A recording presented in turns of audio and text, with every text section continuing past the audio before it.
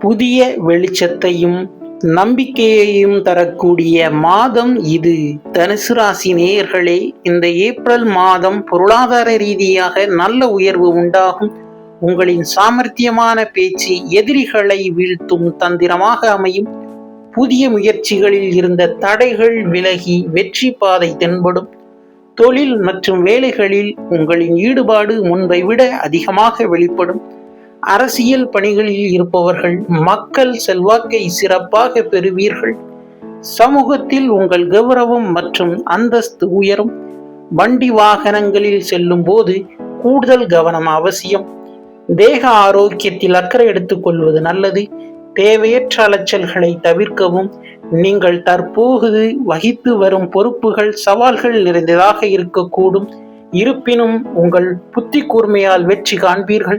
மீண்டும் அடுத்த பதிவில் சந்திப்போம். நன்றி.